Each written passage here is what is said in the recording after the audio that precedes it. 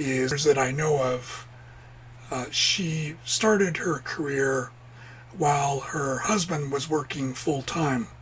So she was able to devote all her time to writing and contacting editors and trying to get her career off the ground. If she hadn't had that support, it might have been very, very difficult. So one thing you need to ask yourself is, are you able to do that? Do you have a family that will support you while you're getting your career off the ground? Or do you have a job that you make enough money that you can support yourself and you can devote some time to writing, at night or in the morning before you go to work or during your lunchtime at work? You need to have some kind of safety net. So the safety net allows you to pursue those goals. Another writer I know of, she works full-time. She's a teacher and she writes when she can. She takes writing very seriously, but she doesn't give up her day job. And you shouldn't either. You should continue working until your career takes off. Indeed, you should try to try to get to know the travel industry, get to know what magazines, what newspapers have travel articles, which companies produce the guides. Really try to get to know all of that stuff. For example, Silk by Singapore Airlines would be one magazine to think of. Condé Nast Traveler and Afar, some other ones. So try to get to know the travel-specific magazines and the editors. A lot of the editors are on Twitter.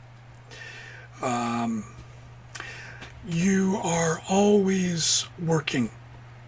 By that I mean you are always ready to write when you need to.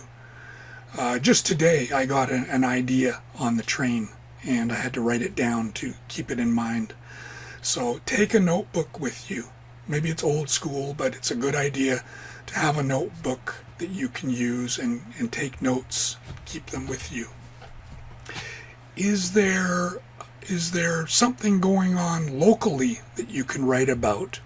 Is there something underground that maybe most people don't know about that you could write about?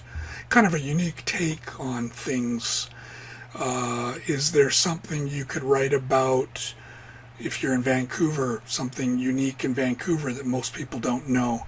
And do you have a unique take on it? The gay world, for example, you could use that niche. Gay clubs, gay restaurants, things like that. Or Steve Gillick mentions that he likes bird watching, so he writes about bird watching spots in different places. So what niche could you pursue that's a little bit different from the pack? Please think about taking my course at Udemy, How to Be a Travel Writer. It's very in-depth, much more in-depth than my videos, and it's well organized. So it'll take you from novice writer to a career in travel writing. Another idea is once you have some articles that you're proud of, send them off. You're not writing for yourself. This is not journal writing. So you've got to have some guts and get out there and send them off. Don't hesitate. The worst that can happen is you don't get published, and you can even ask them why. You contact them. I sent you an article. Was it not good enough? How can I improve? Those kind of things. So get out there and give it a shot. Don't give up your day job. Keep working, and hopefully you have an understanding person who's supporting you as well if you need that, or keep your job. So thank you for watching.